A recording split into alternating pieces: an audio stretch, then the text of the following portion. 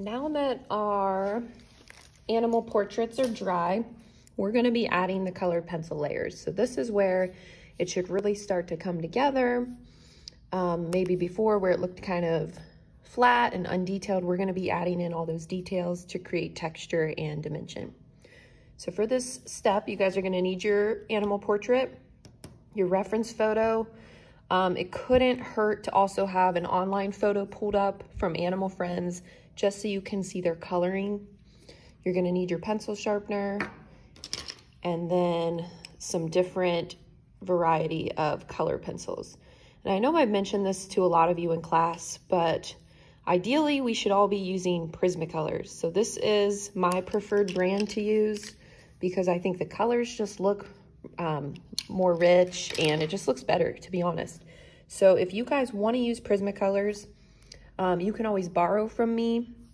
I'll have different colors out for this project, lots of browns and tans, so you guys can get the correct shades for your dog or cat. And I will spray them down with sanitizer after.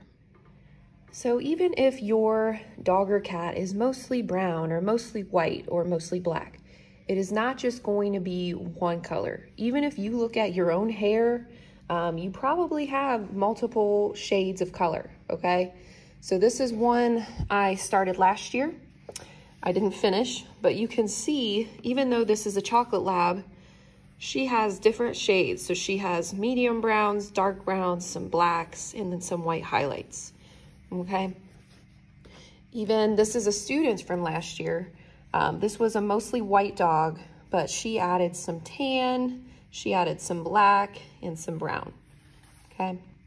So basically, for this step, I picked out what colors I wanted to use, and I swatched them over here on the sides. So I did some medium browns, some reddish browns, some tans, black, dark brown, and white. Obviously, depending on your animal's fur color, we're all gonna have different variety. For this step, I want you guys to really study your reference photo and pay attention to what direction the hair is going in. What I mean by that, dogs and cats' hair flows in all different directions. So on this part, so on their lips, it's kind of going in a downward motion right here. But then when you get to the bridge of the nose, the hair is gonna start to go up, right? On the ears, it's gonna change direction again, so it's gonna start to go down this way. So I don't wanna see anybody coloring just like this over top of their dog or cat. That's not really the goal of what we're doing. What I want you guys to do is basically make a bunch of little texture marks. I know it sounds annoying, but this is the process we're gonna use to get that realistic fur texture. You don't want to be pressing super hard right away like that because you're going to basically build up too much wax and you won't be able to layer any colors on top. So you always want to start kind of soft.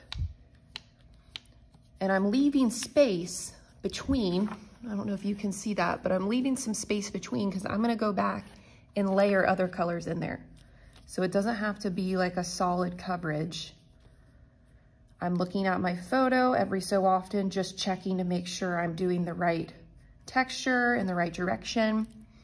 Also, depending on your animal, they may have shorter hair. So Chip has really short hair. So I'm making my pencil strokes kind of short and choppy like this. Now you may have a dog or cat with longer hair. So your pencil marks may be a little bit longer and a little bit flowier.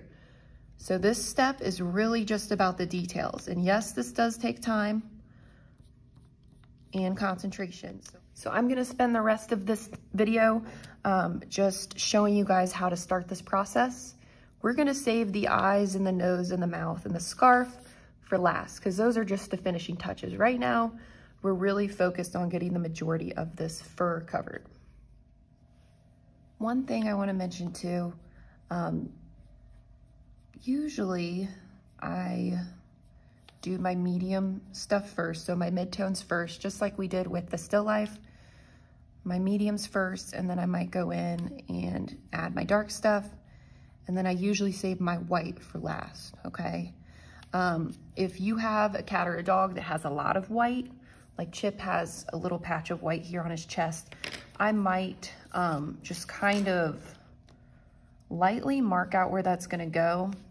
So when I'm working on my dark stuff, I don't put any dark stuff in the white area, because your white patches will mostly just be white, okay?